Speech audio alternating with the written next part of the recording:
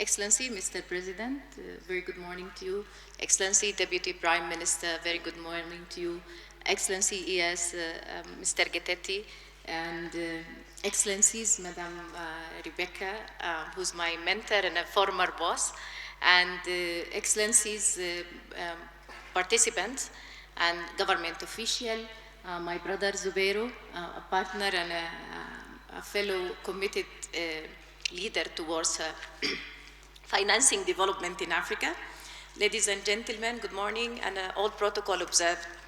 It is an honor to join you in Addis Ababa again for this second edition of the Addis Ababa Business Forum that is organized by ECA at a moment that is highly important for Africa.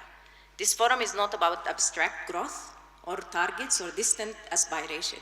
It's about jobs, it is about productive opportunity for Africa, and it is about whether Africa, extraordinary demographic and creative population trends and entrepreneurship energy can be translated deliberately and scaled into a shared prosperity for the continent. At BADEA, the Arab Bank for Economic Development in Africa, we believe this question defines our generation of development and leadership. Africa will add hundreds of millions of young people to the working age population in the world in the coming decades.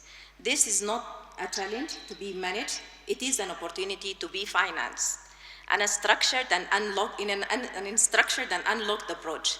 The real risk of Africa not being financed and youth, not being demands and needs are not being addressed is not a real risk. It's a failure from our side on the responsibility of people who are expected to finance the transformation, who are expected to create the job, who are expected to create system of enterprises and to create platforms where the youth can thrive.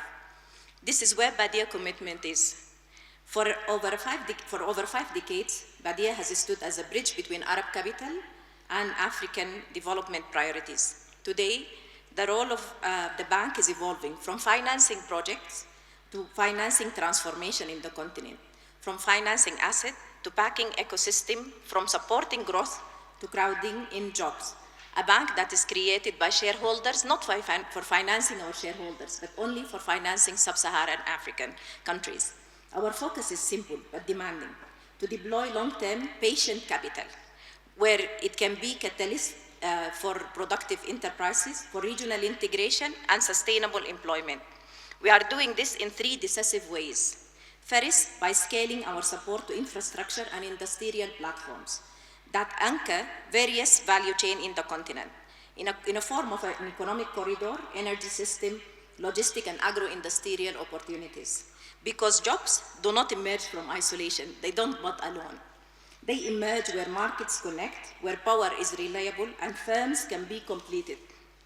Second, by deepening our engagement with financial institutions and development finance. And as I mentioned, we're very pleased that we are here with fellow crowd from very committed partners that are working behind the scene. I have also my brother from TDB, and I know that we have AFREXIM, and we have AFC, and we actually work very well together. We don't only work, we actually see ourselves as sisters and brothers, and we lead the transformation in the continent. So I salute them through you in this good morning. We also believe that Africa does not lack the entrepreneurship skill, it lacks enough risk-tolerant capital. And I think that's where we come as African committed financial institution. Even if the origin of the capital is not Africa, we are still part of that chain. Third, by deliberately aligning our financing with innovation and technology, from agribusiness and digital platform to health and industrial technology, because of the productive growth, that foundation of sustainable job can be achieved.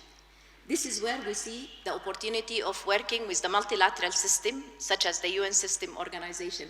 And we're very pleased that we are not only at the host of our generous ECA, but it's also the fact that the whole system is represented as a one command ship, where we are able to work together with the multilateral institution. But let me be very clear, capital alone is not enough in the continent. Financing must be bared by policy clarity, institutional capability, and execution discipline. This is why forums like this matter. It puts a heavy responsibility on all of us that we are in the same room where the African Union was born. But this year, African Union had actually done a lot in terms of policy work, including the deliberation with the financial institution, the deliberation around health, education, and water.